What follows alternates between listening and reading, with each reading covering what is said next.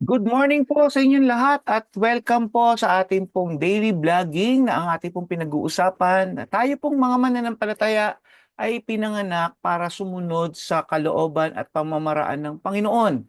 Kahapon po napag-usapan po natin na mga tao po ay dumadaan po doon sa tinatawag natin dalawang daan. Meron pong broad way at merong narrow way. Ito po ay nabanggit po nun sa Matthew 7 verse 13 to 14. Ang sabi po dyan, enter through the narrow gate. For wide is the gate and broad is the road that leads to destruction, and many enter through it, but small is the gate and narrow the road that leads to life, and only a few finds it. So marami pong mga tao according sa Bible na susulat na po na maraming araw pong pumupunta doon sa wide road, sa broad road, pero naglilid po yan distraction. Kahapon po napag-usapan natin ano ba itong mga Broadway na to, itong mga malalaking lugar na daanang ito. Ito daw po ay nagdudulot ng kapahamakan sa tao. At ang yan po ay patungkol po doon sa mga ways ng tao, yung pamamaraan ng tao, thinking ng tao, na akala nga po natin na ito'y tama at hindi naman po ito kalooban ng Panginoon. Kaya po yung kapahamakan po ang pinupuntahan po ng tao dyan. Ngunit may sinasabi po ang Panginoon, nakakaunti lang pumapasok dito, ito naman po daw yung narrow road o narrow gate. At ang dulo naman daw po nito ay magandang buhay. Ito daw po yung salvation. Ito daw po yung magandang pangako ng Panginoon. Kaya sabi po dito sa Psalms 86 verse 11, teach me your way, O Lord, and I will walk in your truth. Give me undivided heart that I may fear your name. Purihin ang Panginoon sa pagkakabasa po ng salita ng Diyos na kung saan ang Haring David po na nagsabi dito, teach me your ways, O Lord, and I will walk in your truth. So nawa ang mga tao po, nagkaroon po ng puso, especially sa mga mananampalataya po sa Diyos nating buhay, na magkaroon tayo ng puso na hanapin natin yung kanyang pamamaraan. Hanapin natin yung kanyang nais. At lumakad tayo doon sa kalooban ng Diyos at sumunod po doon. At doon nga po sa dulo nun, ay magkakaroon tayo ng magandang buhay at ang sabi nga po ng Biblia, bibigyan tayo ng buhay at masaganang lubos na buhay. So Jesus called this narrow way because it is totally focused on the way the Lord walks. So, yun po yung kakaunti po kasi ang naghahanap po ng pamamaraan ng Diyos. Kasi nga po, tayo po ay nabuhay sa mundong ito na kung saan tayo po ay gumagawa sa sarili nating pamamaraan. Pero blessed daw po ang mga tao na hinanap ang pamamaraan ng Diyos. So this narrow way is delightful path filled with blessing, fulfillment, and joy. In order to follow Him, we must keep our eyes focused on Jesus. So, focus on Jesus. Bakit po focus on Jesus? Sapagkat siya po yung daan. Ang sabi nga po ng Hebrews 12:2, looking unto Jesus, the author and finisher of our faith. So si Jesus po yung pananampalataya natin. Kaya nga po tayo nagkaroon ng buhay at buhay na masaganang lubos dahil nagkaroon tayo ng pananampalataya sa ating Diyos na buhay na si Yeso Kristo. So by focusing on Jesus, we avoid distraction from the paths of righteousness in which He lead us into His ways. So in Psalms 23 verse 3, He restores my soul, He leads me in the path of righteousness for His name's sake. So si Jesus po, kung titignan po natin, paano ba natin titignan si Jesus muli? Okay, na ituro na po natin yan. Si Jesus po ay buhay na salita ng Diyos. Hindi po natin siya makikita kasi nga po maraming tao naghahanap ng isang image o isang imahe na kung saan pwede nilang hawakan, yakapin ang Panginoon. Yan po yung desire kasi ng tao, yan po yung nilagay ng Diyos sa ating puso para maghanap tayo sa Diyos na buhay. But unfortunately, dahil po nadidistract tayo, napunta tayo sa maling pamamaraan, maling katuruan, nandun po tayo gumagawa ng mga bagay na hindi naman po kanais-nais ng Panginoon. So ano po ba to? Paano ba natin makikita si Jesus? Paano ba natin mararanasan si Jesus? Paano ba natin malalaman ang pamamaraan ng Diyos? So sabi nga po, ang Biblia, ang salita po niya ay hindi magbabago, lahat ay mawawala, mundo ang langit, ang sabi po ng kasalutan ay mawawala, ngunit ang kanyang salita ay hindi mawawala. So sino po itong salita? Sabi po ng Biblia, ang ating pong Panginoong Hesus, ang salita at nagkatawang tao po siya. So, si Jesus po yung, kaya nga Hebrews 12:2, looking unto Jesus. So, si Jesus po ang titignan natin. Kung titignan natin in other translation, tignan po natin ang salita ng Panginoon. Tignan natin ang Biblia. Pag-aralan natin ang Panginoon. Pag-aralan natin ang salita niya. Hallelujah. Kaya po, doon pag pinag-aaralan natin, sinasabuhay natin ang salita niya, tayo daw po ay nagiging wise. Hallelujah. Sapagkat tayo ay nakarinig at nanampalataya doon, sumunod tayo doon.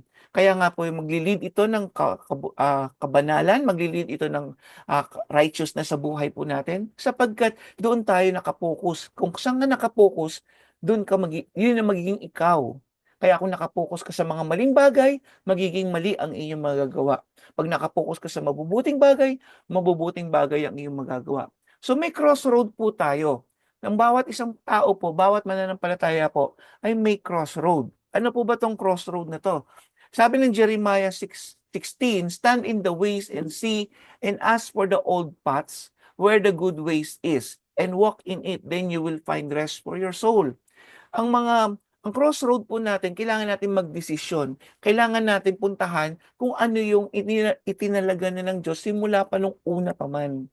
Okay. Ano po ba yung una pa man? Kung titignan niyo po ang Bible, ito po ay meron 66 books na kung saan ito po ay nahahati sa lumang tipan at bagong tipan. Ito pong lahat ng ito na isinulat po by the inspiration of the Holy Spirit, ito po ay parang history kung titignan natin. That's why binanggit po sa Jeremiah 6, yung kailangan natin balikan yung old ways, yung old paths, na kung saan sinabi na ng Panginoon, pinahayag na niya noon pa man, ancient time, na kung saan ito yung kanyang kalooban.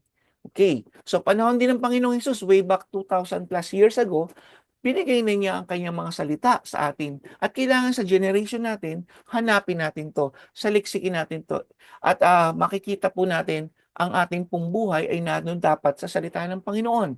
So many times ang bayan po ng Israel, ninineglect po nila, ancient times po to ninineglect nila ang utos ng Panginoon, ang pamamaraan ng Diyos, at doon po nakikita nila, ay, bagong generation, punta tayo dito sa mga bagong Diyos na to, bagong culture.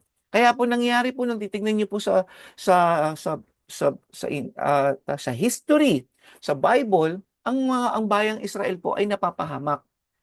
Napapahamak sila, sila po ay nilulusob, sila po ay ini-invade ng iba-ibang mga bayan at nagkakaroon po ng tagutom diyan, nagkakaroon po ng patayan po diyan. Maraming kahirapan pag may giyera po. Pero sabi po ng Panginoong Hesus, sabi niya dito, pumunta siya dito para ideklara yung way, yung daan patungo ng kaligtasan. So binabalik ng Diyos yung tinuturo po niya. Kung titignan niyo from generation to generation, dapat maintindihan po natin yung ano po ang sinabi na ng Panginoon. Kaya sabi ng John 14:16, Jesus said, I am the way, the truth, and the life. No one comes to the Father except through me. So si Jesus daw po, diniklara na po, sinulat na. Okay, para mabasa from generation to generation. Si Jesus ang daan, ang katotohanan, at ang buhay. Walang makakapunta sa Ama, sa Heavenly Father, sa Heaven, without Jesus Christ, except through Jesus Christ. So as a result, ang nangyayari po sa bayan ng Israel, kagaya rin po tayo, pag napapahiwalay po tayo sa Diyos, nakakaroon tayo ng kapahamakan. Mapapansin po ninyo, kung malayo kayo sa Diyos. Yes, pansamantala maaaring maging masaya ka. Nandoon yung mga bisyo, naging masaya ka. Pero at the end of the day, papapansin niyo yung dulo po niya, wala akong nakita sa mga statistics, wala akong nakita sa mga investigation, na ang dulo po nun ay naging masaya pa rin po sila. Naghahat po sila ay nagpunta po sa destruction. Lahat sila ay nagkaroon ng sakit, lahat sila ay nagkaroon ng, kumbaga, namatay dahil nga po either sila ay napatay o sila po ay namatay. So kasi nga po, dulo po ng lahat ng mga maling gawain ito ay kamatayan o destruction.